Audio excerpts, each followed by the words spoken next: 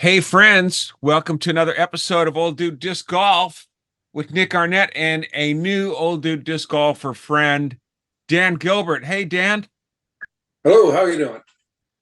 Dan reached out to me. He saw an episode that I did with the Chain Rattlers, a senior disc golf group. And not to be outdone, Dan Gilbert is also part of a senior disc golf group, also in Canada. So, Dan, tell us a little bit about your disc golf group. How did you get the Sure. name 60 and Hyzer?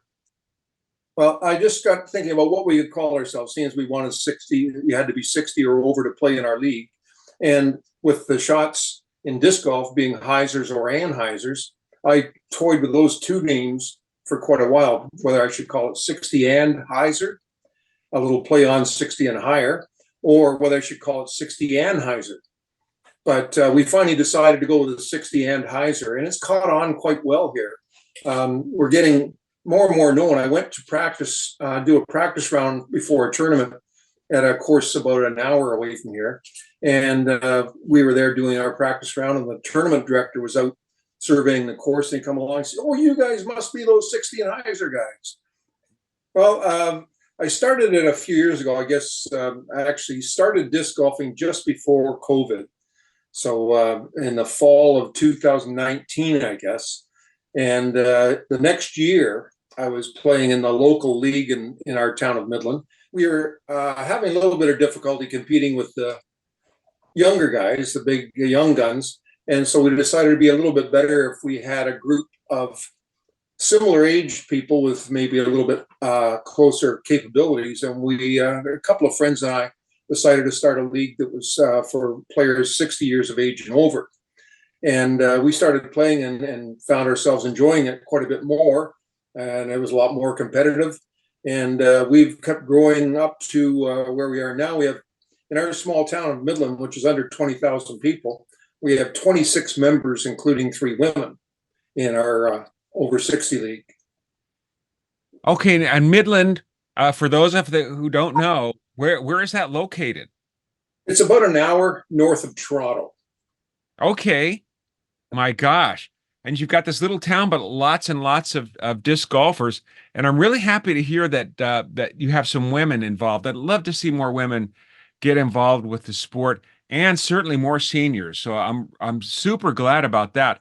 How have you been getting the word out for seniors to try disc golf?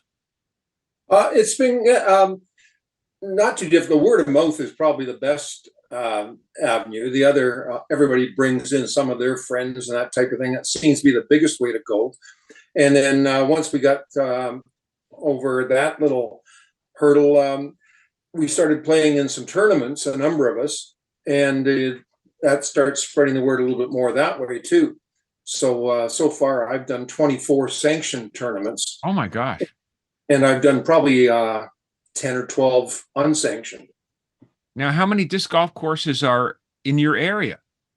Well, in the area, there's quite a few. In the town, there's just the one, but Okay. it's a really nice big course. They have 30 baskets in Oh my our gosh. course in Little Lake Park.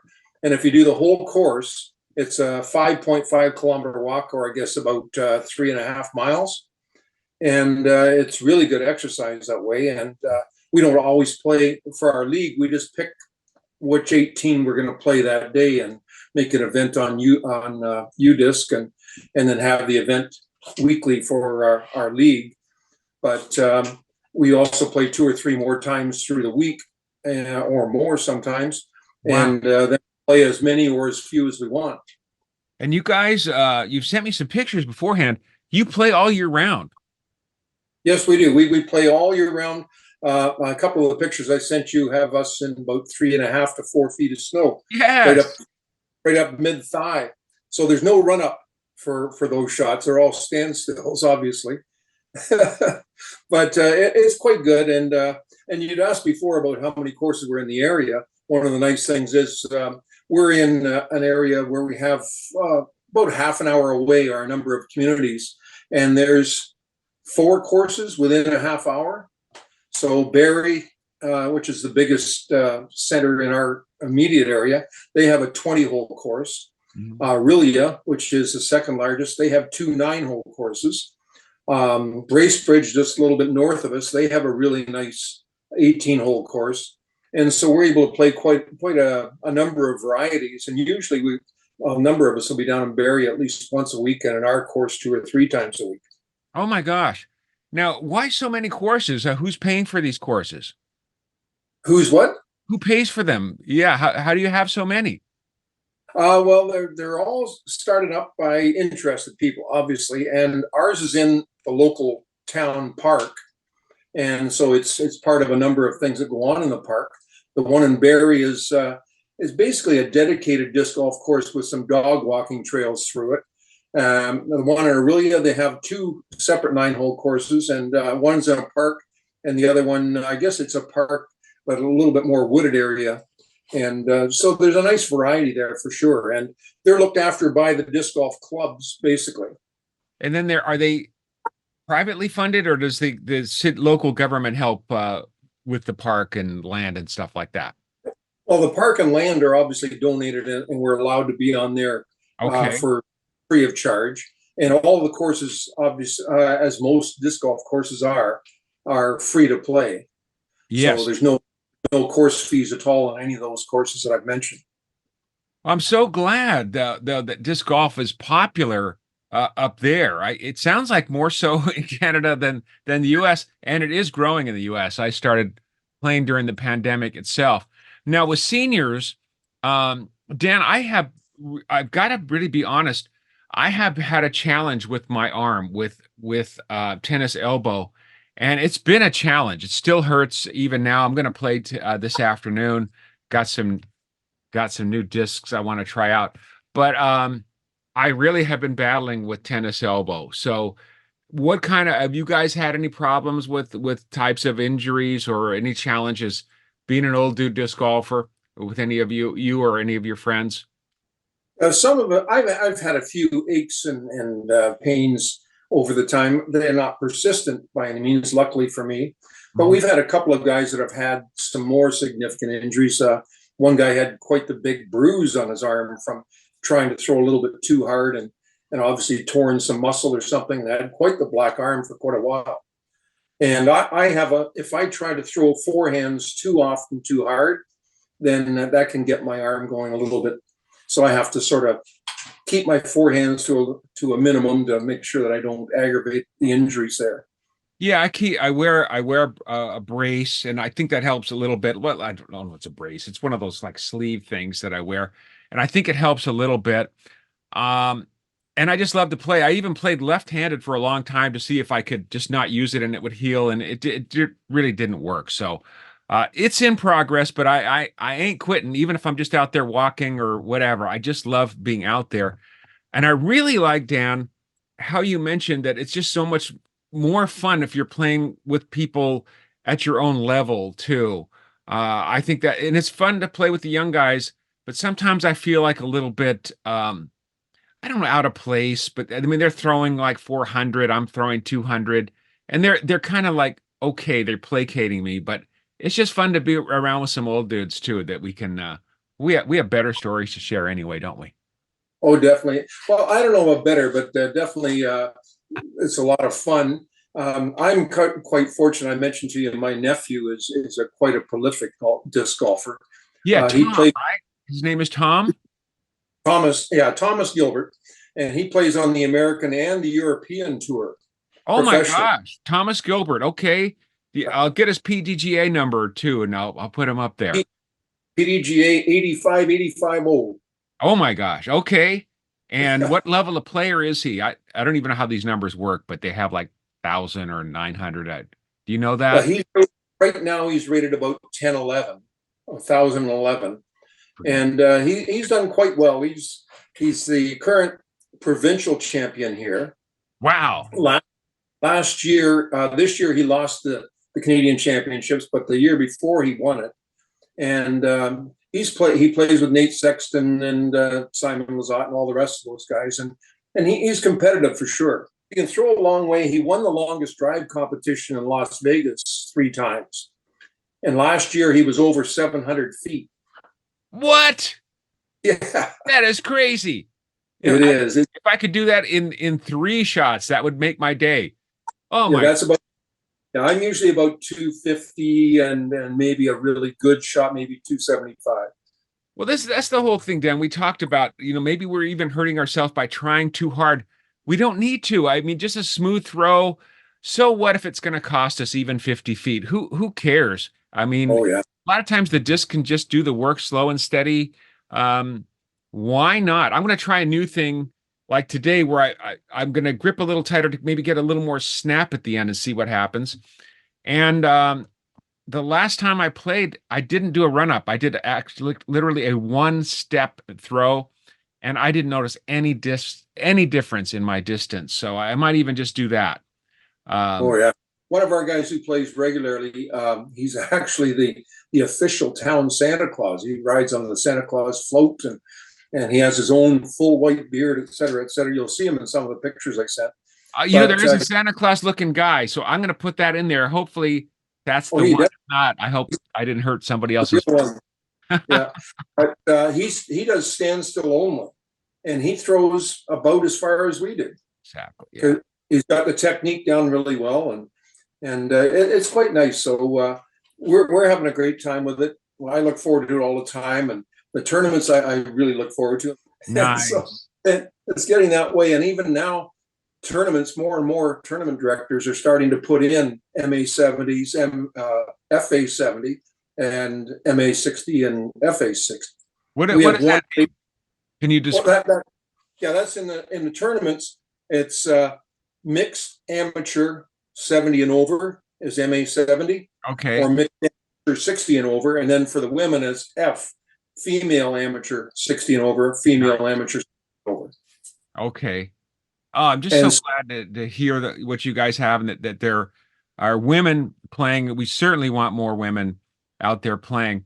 Um, Now you also do some stuff, some good stuff. You do good stuff just by being out there, but you're also helping out the community and even outlying areas. So tell us a little more about that, please.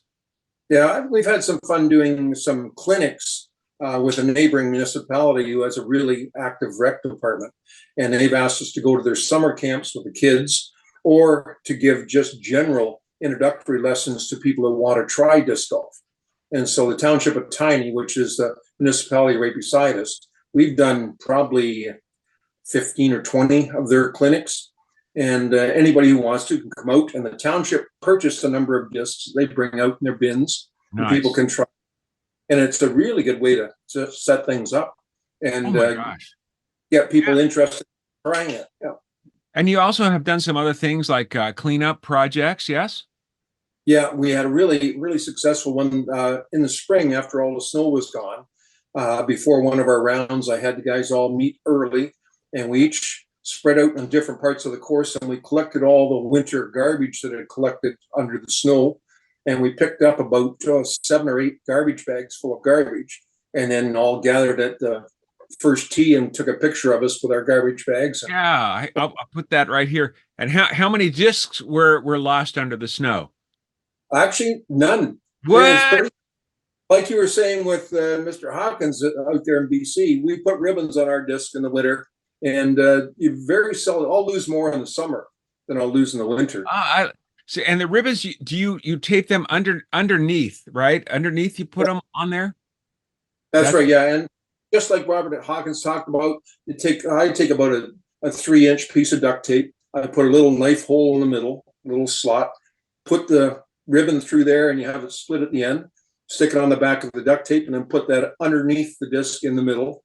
And it's about a 3-foot ribbon. And so you throw it at our level, it doesn't affect the flight of the disc at all.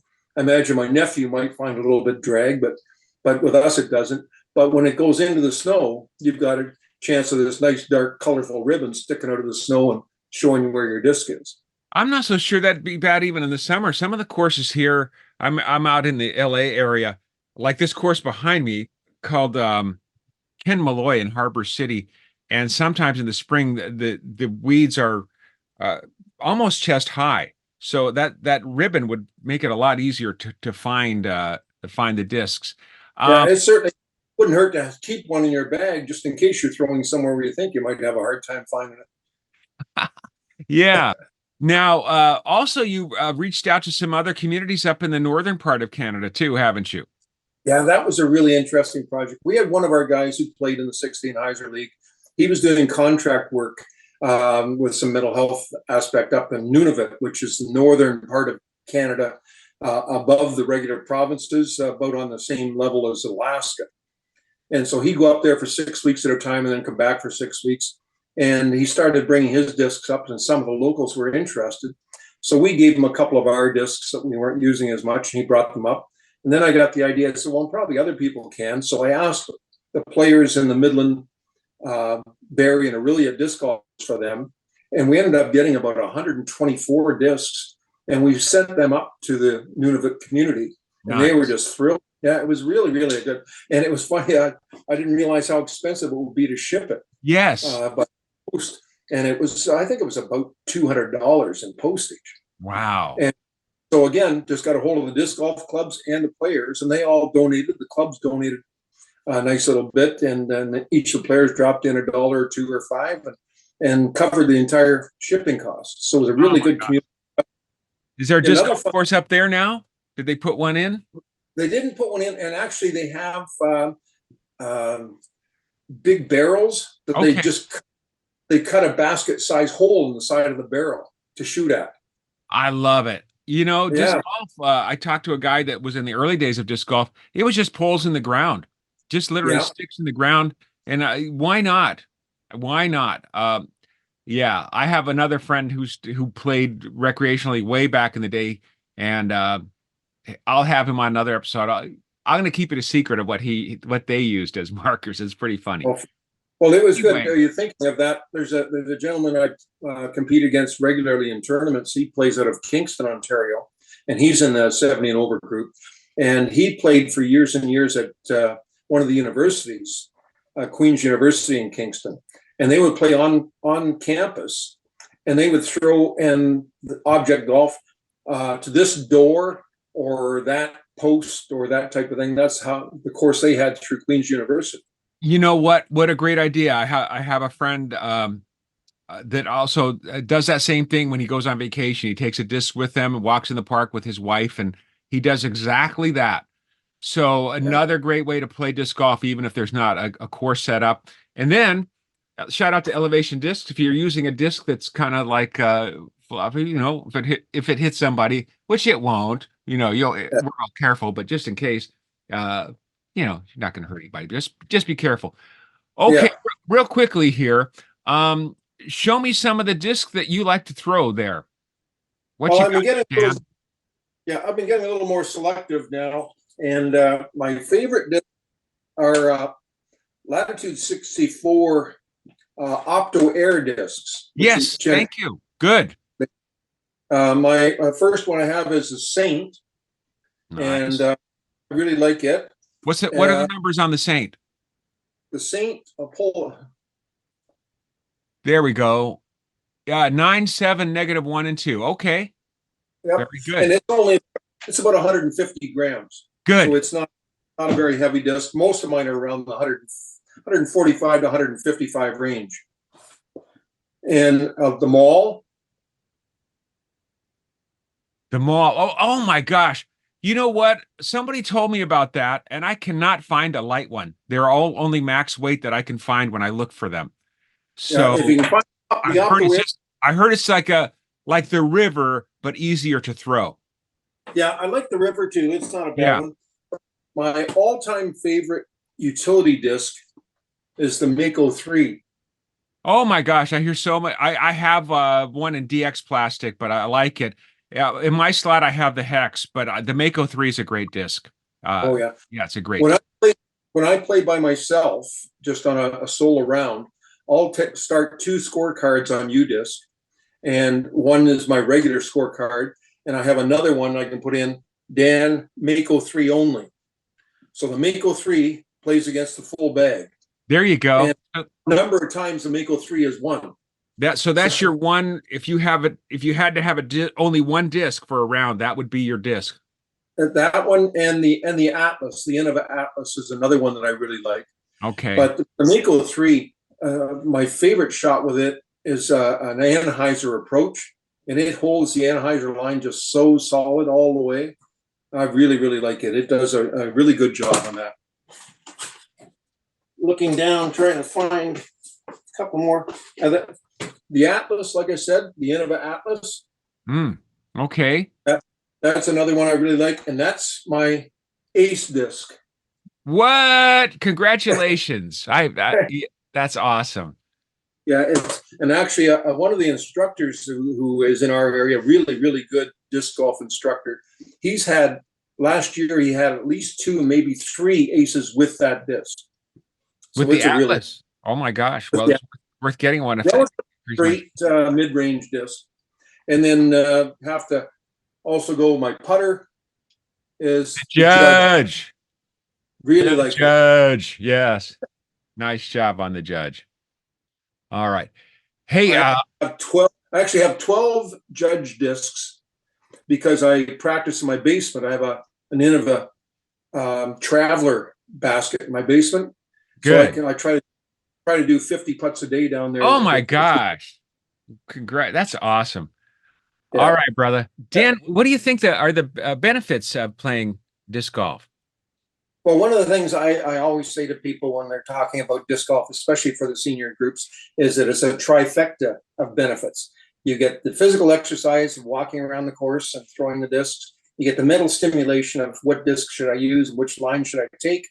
And then you get the social interaction of the other players, which I think is a real triple benefit for the senior community. It is. It really enhances your quality of life and your daily purpose. We don't want to be retired just hanging out watching TV. We want to get out there. These guys, the snow doesn't even stop them. Nothing stops them, and that's why they're doing so great. I love you, Canadians. I just think you're awesome. I used to live in Seattle. I went up there a lot back in my days of touring comedy. Man, it was fun. Good people up there. Yeah. So.